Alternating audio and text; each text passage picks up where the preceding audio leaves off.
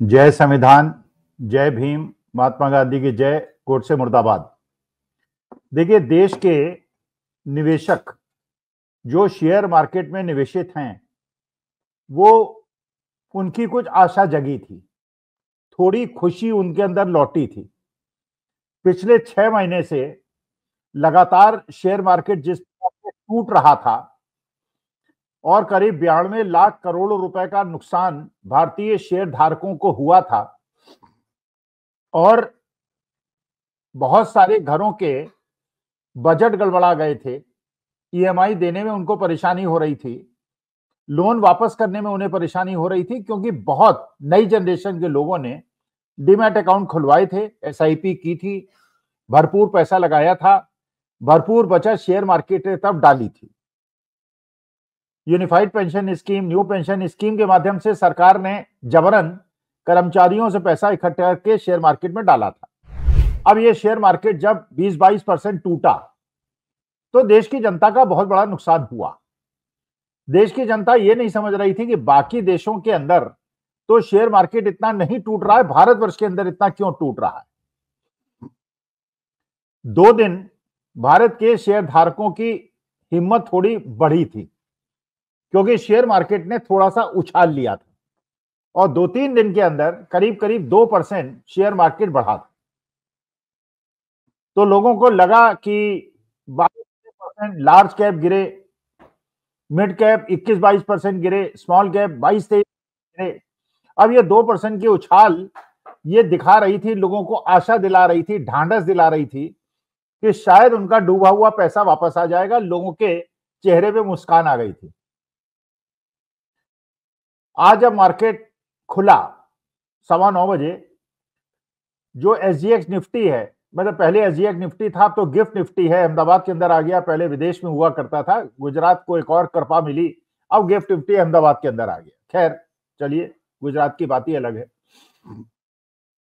और SGX Nifty जो कि इंडिकेशन देता है कि मार्केट कैसा खुलेगा, क्योंकि जो भारतीय बड़ी बड़ी कंपनियां बाहर जिनके शेयर ट्रेड होते हैं, और क्योंकि हमारे उनके टाइम में अंतर है, जब वो खुले होते हैं हम बंद होते हैं, जब हम बंदे होते हैं वो खुले होते हैं, तो एक इंडिकेशन मिल जाता है कि भारतीय शेयर मार्केट कैसा खुलेगा। गिफ्ट निफ्टी बता रहा था कि करीब 0.25% मार्केट गिरेगा। शुरू में शेयर मार्केट ने बढ़ोतरी ली, लार्ज कैप ने भी, मिड कैप ने भी, स्मॉल कैप ने भी। लोगों को खुशी हुई कि गिफ्ट निफ्टी कह रहा है कि मार्केट गिरेगा, लेकिन मार्केट बढ़ रहा है। 8-9 करोड़ लोग ऐसे हैं जिनका शेयर मार्केट में बहुत पैसा लगा हुआ है, जिनका बहुत ज्यादा आर्थिक मजबूती या कमजोरी का आधार शेयर मार्केट है। और ये 8-9 करोड़ का मतलब करीब 40-50 करोड़ जनसंख्या होती है। मैंने पूरा पूरा करीब करीब मिडिल क्लास जो है वो इस शेयर मार्केट के उतार चढ़ाव से खुश होता है और दुखी होता है। जैसे जैसे मार्केट आगे बढ़ा, ये जो बढ़ोतरी थी ये गिरती चली गई, और मार्केट जब बंद हुआ 3:30 बजे शेयर बाजार, उस समय लार्ज कैप करीब 0.2% गिरे, मिड कैप करीब 1.5% गिरे और स्मॉल कैप करीब 2% गिरे। लार्ज कैप का मतलब होता है जिनका कंपनियों का मार्केट कैपिटलाइजेशन बहुत ज्यादा होता है। मार्केट कैपिटलाइजेशन का मतलब total number of shares multiplied by the price. बहुत बड़ी कंपनी, रिलायंस हो गया, आईसीआईसीआई बैंक हो गया, हिंदुस्तान लीवर हो गया, टीसीएस हो गया, ये बड़ी कंपनियां हैं, इनका मार्केट कैपिटलाइजेशन बहुत ज्यादा है, बहुत ज्यादा शेयर्स हैं, बहुत ज्यादा प्राइस है, मार्केट कैपिटलाइजेशन बहुत ज्यादा है। इनमें तो कमी, जो गिरावट आई 0.25% की आई केवल, लेकिन जो मीडियम क्लास कंपनी है वो बहुत तेजी से गिरी, करीब 1.5% गिरी, और जो स्मॉल कैप कंपनी, जो बहुत छोटी कंपनियां हैं जो शेयर मार्केट में है, वो करीब 2% गिरी। पहले भी आप लोगों से निवेदन कर चुका हूं कि मार्केट में जब लार्ज कैप कम गिरे और मिड कैप और स्मॉल कैप ज्यादा गिरे, तो सिद्धांत ये कहता है कि मार्केट गिरेगा। इसका मतलब होता है मार्केट ब्रेथ बहुत ज्यादा नेगेटिव है, क्योंकि जब गिरते हैं तो सबसे पहले लार्ज कैप, सबसे पहले स्मॉल कैप गिरते हैं, फिर मिड कैप गिरते हैं, फिर लार्ज कैप गिरते हैं, और जब बढ़ते हैं तो सबसे पहले स्मॉल कैप बढ़ते हैं, फिर मिड कैप बढ़ते हैं, फिर लार्ज कैप बढ़ते हैं। मतलब जो वोलेटिलिटी होती है वो स्मॉल कैप में बहुत ज्यादा होती है, मिड कैप उससे कम होती है और लार्ज कैप में उससे कम होती है। इसका मतलब लार्ज कैप में बहुत ज्यादा फायदा नुकसान नहीं होता, स्मॉल कैप में बहुत ज्यादा फायदा नुकसान होता है। तो आज के तारीख में जो मार्केट ब्रेथ थी और स्मॉल कैप बहुत ज्यादा गिरे, तो जिन चेहरों पे थोड़ी मुस्कान आ गई थी, आज फिर परेशानी उनके चेहरे पे आ गई होगी। मेरे चेहरे पे भी है, मैं भी परेशान हूं कि मार्केट किस दिशा में जा रहा है और क्यों जा रहा है। और अगर इस प्रकार से शेयर मार्केट का हाल रहा तो जिन लोगों ने न्यू पेंशन स्कीम में पैसा लगाया हुआ है उनको कैसे पैसा मिलेगा। जो एलआईसी के करीब 1.25 करोड़ का नुकसान हो चुका है, क्योंकि एलआईसी सबसे बड़ा कंट्रीब्यूटर है शेयर मार्केट के अंदर। तो एलआईसी में अगर लोगों का पैसा डूबा या एलआईसी का पैसा डूबा तो एलआईसी जो उसके पॉलिसी धारक हैं उनको बोनस कैसे देगा, जब जानते हैं आप एलआईसी कराते हैं हर साल पैसा देते हैं, अगर मृत्यु नहीं होती है 20 साल की आपने पॉलिसी कराई, 20 साल बाद आपको आपका ओरिजिनल पैसा भी मिलता है और करीब 6-7% पर ईयर के हिसाब से बोनस मिलता है। और ये बोनस कैसे मिलता है कि एलआईसी जो पैसा शेयर मार्केट में लगाती है या बॉन्ड में लगाती है वो रिटर्न मिलता है, उस रिटर्न से वो 9-10% कमाते हैं, 6-7% आपको देते हैं, बाकी में उनकी एडमिनिस्ट्रेटिव कॉस्ट हो जाती है। और जिन लोगों की डेथ होती है उनको वो बीमा धनराशि दे देते हैं। लेकिन क्योंकि डेथ बहुत कम होती है तो बहुत सारे लोग ऐसे होते हैं कि बहुत सारा पैसा 25 साल तक 20 साल तक जब कंपाउंडिंग होती है तो बहुत ज्यादा पैसा एलआईसी के पास आ जाता है। लेकिन जब एलआईसी का पैसा डूबेगा तो जिन लोगों ने एलआईसी पॉलिसी ली है उनका भी नुकसान होगा, और जिन्होंने न्यू पेंशन स्कीम ले रखी है उनका भी नुकसान होगा, जिन्होंने शेयर मार्केट में पैसा लगाया उनका भी नुकसान होगा। अब ये हो क्यों रहा है? क्योंकि देखिए शेयर मार्केट का एक और सिद्धांत है, शेयर मार्केट पास्ट पे और प्रेजेंट पे नहीं चलता, फ्यूचर पे चलता है। वो देखता है फ्यूचर में क्या होने वाला है, और जिस प्रकार के इंडिकेशन बार बार अमेरिका से मिल रहे हैं उससे लग रहा है कि समस्या जितनी हम लोग समझ रहे थे उससे ज्यादा गंभीर है। जब ये अमेरिका ने टैरिफ की बात की थी तो मैंने ही विश्लेषण किया था, मैंने ही कहा था कि अगर अमेरिका टैरिफ लगा देगा और चीन भी टैरिफ लगा देगा, कनाडा भी टैरिफ लगा देगा, भारत टैरिफ कम कर देगा, बाकी सब लोग टैरिफ बढ़ा देंगे, तो उसके बाद क्या होगा कि हर देश केवल अपने देश के अंदर जो उत्पादन होगा उसको बनाएगा और बेचेगा, और विदेश से आयातित चीजें कम हो जाएंगी, जिसकी वजह से इन्फ्लेशन बढ़ेगा और विश्व की अर्थव्यवस्था खराब होगी। और ये चिंता जाहिर की थी। अच्छा, मुझे ये भी नहीं समझ में आया था कि डोनाल्ड ट्रंप साहब ऐसा कर क्यों रहे हैं।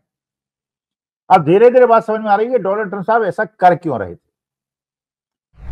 पहले उन्होंने घोषित किया कि 45 करोड़ रुपए जिसके पास हैं, कोई भी विदेशी मूल का आदमी, चाहे भारतीय हो कहीं का हो, वो अगर अमेरिका जाने के सेटल होना चाहेगा तो उसको वहां ग्रीन वीजा दे दिया जाएगा और बाद में उसको सिटीजनशिप दे दी जाए। मतलब 45 करोड़ के ऊपर वालों को तो वो अमेरिका बुलाएंगे, और जो गरीब बच्चे अमेरिका जाके लेबर का काम करते हैं, अनस्किल्ड और स्किल्ड काम करते हैं, उनको देश से बेड़ियां और जंजीर डाल के भेजेंगे।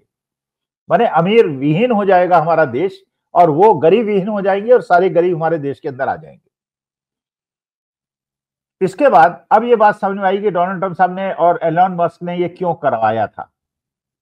क्योंकि देखिए जब दो देशों के बीच में कोई इंडस्ट्री लगने की बात होती है, मान लीजिए अमेरिका और इंडिया के बीच में दो इंडस्ट्रियलिस्ट हैं जो एक इंडस्ट्री लगाना चाहते हैं, अगर टैरिफ नहीं है और भारत के अंदर लेबर कॉस्ट बहुत कम है, अमेरिका के अंदर बहुत ज्यादा है, तो लोग सोचते हैं इंडिया के अंदर प्रोडक्ट बनाएंगे, कार बनाएंगे, मोटरसाइकिल बनाएंगे, और अमेरिकन पार्टनर कहता है कि भाई ठीक है, ये इतना पैसा हम लगाएंगे, इतना पैसा आप लगाइए, इंडस्ट्री हिंदुस्तान के अंदर लगेगी। अगर हिंदुस्तान के अंदर लगेगी तो मेक इन इंडिया होगा और देश के अंदर प्रोडक्शन बढ़ेगा, देश की जनता को फायदा होगा। लेकिन जब टैरिफ बढ़ जाएंगे तो अमेरिका से आने वाली चीजों पे टैरिफ बढ़ जाएंगे, तो जो और हिंदुस्तान से जो एक्सपोर्ट होगा उसमें भी टैरिफ बढ़ जाएंगे, तो हिंदुस्तानी ये सोचेगा कि हम इंडिया के अंदर यूनिट क्यों लगाएं अमेरिका से साथ मिलके। अगर टैरिफ इतने ज्यादा हो गए तो विदेशी में जाके अमेरिका के अंदर यूनिट क्यों ना लगा दें, इंडस्ट्रियल यूनिट क्यों ना लगा दें कि प्रोडक्शन भी अमेरिका के अंदर करें और टैरिफ का मसला नहीं होगा, हल हो जाएगा और वहां माल भेज देंगे। इसका मतलब जो मेक अमेरिका ग्रेट अगेन का ऑब्जेक्टिव रखा था डोनाल्ड ट्रंप ने, उसको वो पूरा करने में करीब करीब सफल हो रहा है। भारत का मेक इन इंडिया अब धीरे धीरे फेल हो रहा है, क्योंकि अगर भारतीय अमीर, जैसे अब ललित मोदी जी के बारे में पता चला है, उन्होंने भारत का पासपोर्ट सरेंडर कर दिया और किसी छोटे से अफ्रीकन देश का पासपोर्ट ले लिया। ऐसे ही मेहुल चोकसी, मेहुल भाई ने भी ले लिया। तो जितने ये भगौड़े हैं, इन्होंने छोटे छोटे देशों का पासपोर्ट ले लिया जिससे उन्हें भारत प्रत्यार्पित न किया जा सके। और 6 साल से हम लोग सुन रहे हैं कि इनको घसीट के वापस लाया जाएगा। ना दाऊद इब्राहिम को वापस लाया गया, ना इन लोगों को वापस लाया गया। तो जो ये इंडिकेशन मिल रहा है कि लोग अगर इंडस्ट्रियल यूनिट भारतवर्ष के अंदर नहीं लगाएंगे और टैरिफ सारे देश बढ़ा देंगे, तो जो उनको एडवांटेज था भारत के अंदर इंडस्ट्री लगा के लेबर कॉस्ट कम होने की वजह से फायदा उठाने का, वो खत्म हो जाएगा। और वो उन्हीं देश में लगाएंगे जहां पे कंजम्पशन है। और जहां कंजम्पशन है, हमारे देश के अंदर कंजम्पशन है, लेकिन हमारे यहाँ जो इकोनॉमिक डिस्पैरिटी है कि गरीब के पास पैसा नहीं है, उसके पास परचेजिंग पावर नहीं है, केवल अमीरों के पास है, तो इसलिए वो जो एडवांटेज था वो भी खत्म होता है। अच्छा, इसके बाद जो शेयर मार्केट में पहले आपको पता ही है कि दो तरह से शेयर मार्केट में डील होता था। एक जो शेयर खरीदते थे और तुरंत बेच देते थे 1 साल के पहले, और कुछ लोग ऐसे थे जो शेयर खरीदते तो 1 साल के बाद बेचते थे। तो जो 1 साल के पहले बेचते थे वो शॉर्ट टर्म कैपिटल गेन में टैक्स देना होता था। 1 साल के बाद बेचते थे, उन्हें लॉन्ग टर्म कैपिटल गेन में देना होता था। तो लोगों को अगर 10% का रिटर्न मिला, 1 साल के बाद बेचा, तो 10% उनकी जेब में आता था। लेकिन अब शॉर्ट टर्म कैपिटल गेन भी बढ़ा दिया गया और लॉन्ग टर्म कैपिटल गेन भी बढ़ा दिया गया। तो 12.5% अगर आपको लॉन्ग टर्म में 1 साल के बाद भी अगर शेयर बेचते हैं, 12.5% गवर्नमेंट को देना पड़ेगा। और अगर 1 साल के पहले बेचते हैं तो 20% देना पड़ेगा। इसका मतलब ये, अगर आपने 10% की कमाई की तो 1.2% तो आप सरकार को दे दीजिए, तो सरकार को तो फायदा हो गया। लेकिन विदेशी निवेशक आपके यहाँ पैसा क्यों लगाएंगे? क्योंकि अगर उन्होंने कमाई भी की, एक तो रुपए के कमजोर होने की वजह से उन्हें नुकसान हुआ, और दूसरा कैपिटल गेन आपने ले लिया। तो सरकार कहती है शेयर मार्केट के बढ़ने घटने में हमारा कोई लेना देना नहीं है। महाराज, आपका लेना देना है, क्योंकि आपने जो कैपिटल गेन टैक्स लगाया है उसकी वजह से विदेशी निवेशकों को भारतवर्ष के अंदर निवेश करने में नुकसान है। और विदेश में अगर शेयर मार्केट में वो निवेश करते हैं तो उनका पूरा का पूरा फायदा उनकी जेब में जाता है। रुपया कमजोर है इसलिए भी उन्हें फायदा नहीं हो रहा है, और कैपिटल गेन की वजह से भी उनको नुकसान हो रहा है। इसलिए लोग शेयर मार्केट में भारत के बेच रहे हैं। सरकार ने अपनी झोलियां तो भर ली, लेकिन आगे अगर फायदा नहीं होगा तो सरकार को यह पैसा भी नहीं मिलेगा कैपिटल गेन का, और अर्थव्यवस्था और खराब होगी और शेयर मार्केट पे और ज्यादा बुरा असर पड़ेगा। इसलिए किसी अच्छे अर्थशास्त्री को, माननीय मोदी जी से निवेदन है, वित्त मंत्री बनाएं, रघुनाथ को बनाएं, रुचिर शर्मा को बनाएं, जिसको चाहे बनाएं, लेकिन किसी अच्छे अर्थशास्त्री को बनाएं।